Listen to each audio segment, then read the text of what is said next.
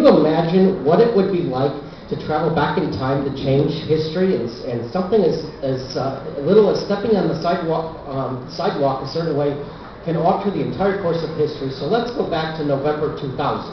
It clearly shows that Al Gore won the election, but the Supreme Court decided to select George W. Bush as president. Instead of conceding defeat, he tells the world that evil motherfucker becomes president over my dead body.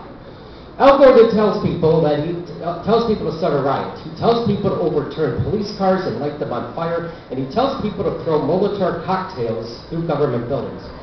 After weeks of intense destruction and bloodshed, George W. Bush concedes defeat, allowing Al Gore to become president. People are celebrating, saying, we have been spared from that beast from becoming president, and everything will be all right. Not necessarily. Apparently, people forgot about Al Gore's wife, Tipper Gore. Shortly after becoming president, Al Gore manages to get a law passed that requires that all rock concerts get government approval before they can have a concert, and to make sure that nothing obscene or a threat to national security is seen or shown. This is causing G.G. Allin to turn in his grave, and seeing that most of you have never heard of G.G. Allin, I get to do the G.G. Allin spiel. G.G. Allin was not only one of the greatest rock and roll stars of all time, but he was one of the most vulgar rock and roll stars of all time. During a concert, he would take off all his clothes, and if that's not all, he would beat off on stage, and if that's not all, he even urinated on stage, and if that's not all, he even took a shit on stage and threw it at people in the audience. G.G. Allin decided that he was going to come back from the dead. G.G. Allin was doing a concert when he got raided by the Moravi Goon Squad, who executed concert-goers with machine guns, and G.G. Allin was taken into custody while he was singing a song called Ass Lickin', Cunt Lickin' Masturbation. A police officer took a plunger and stuck it up G.G. Allin's asshole, while another police officer brutally beat the shit out of him because they were going to show him who's boss. Another police officer decided to taser G.G. Allin, causing those two other police officers to be electrocuted. G.G. Allin decided to throw a piece of his fecal matter at the police officer. If George W. Bush had become president, none of that shit would have happened, no pun intended. The police officer decided to whip out his dick and take a piss on G.G. Allin, causing G.G. Allin to melt just like the Wicked Witch of the West. Despite all that, 9/11 still ended up happening, and it was still an inside job, which was carried out by the government themselves. The wars in Afghanistan and Iraq still happen as though George W. Bush had become president. The major difference is that if George W. Bush had become president, the soldiers would have been allowed to listen to cool heavy metal music about worshiping Satan while driving around in their tanks. But Al Gore, while blowing shit up, Al Gore required that the soldiers listen to Barry Manilow while driving around in their tanks, causing the war to be a complete disaster.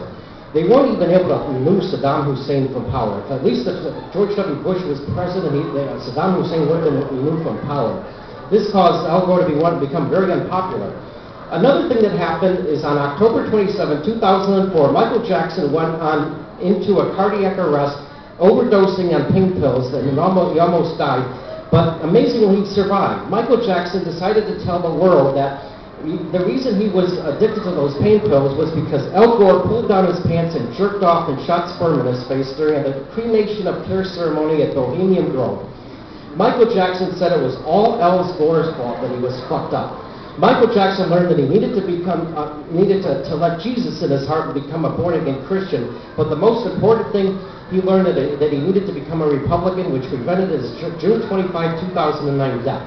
Michael Jackson released a new song called Let's Kill Those Pedophile Queers, which became a #1 hit, and it was very popular on the contemporary Christian music charts. After these allegations, George W. Bush won the election by a landslide. George W. Bush won the election by getting 97% of the vote, while Ralph Nader got 2% of the vote, and Al Gore got less than 1% of the vote. George W. Bush said, "I will restore dignity and integrity to the White House."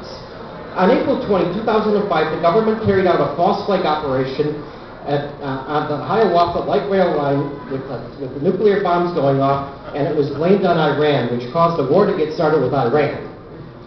This caused the price of gas to go up to $8 a gallon, which led to George W. Bush, and the economy went to shit, which caused George W. Bush to become very unpopular.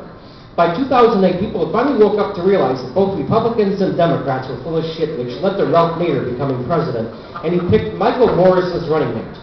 Shortly after getting into office, the bankers who own this country had a meeting with Ralph Nader and showed him the videos of the Kennedy assassination, and they told him, "You do things our way or this will end up happening to you." Ralph Nader felt so much anxiety after that, he started sniffing cocaine up his nose and to make himself feel better, but he got all addicted and he was constantly jittery, but all that cocaine caused him brain damage. But he was determined to get health care reform passed. He decided to get funding by making it mandatory for people to worship Satan by attending worship services of the Church of Satan, and make it mandatory for people to donate 30% of their income to the Church of Satan, and if they don't, they will be sent to a re-education facility to be tortured. Ralph Nader provided single-payer health care, which ensured everyone would have better health care and it was a lot better than the shit that Obama would offer, provided if he became president. And the health care was pretty good. But so many people say, sure, the health care is good, but something's just not right about being required to worship Satan to pay for it. This led to Michelle Bachmann becoming president in 2012, and she picked Michael Jackson as a running mate. The thing that she did was she repealed the universal health care. Then Michael Jackson's best friend, Emmanuel Lewis, told him that Michelle Bachmann forced him to eat out her pussy while she was on the rag at gunpoint. Words could not describe how devastated Michael Jackson felt when he heard this.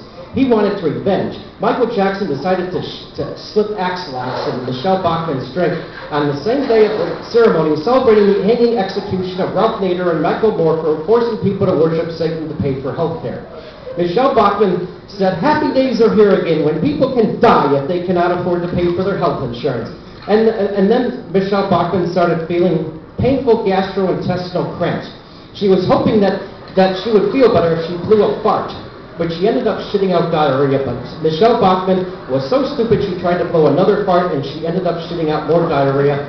And she was wearing a white skirt and it was turning brown and the diarrhea was running down her leg and the whole world was watching. And I've got more to say about this, but that's all. I'll stop at this point.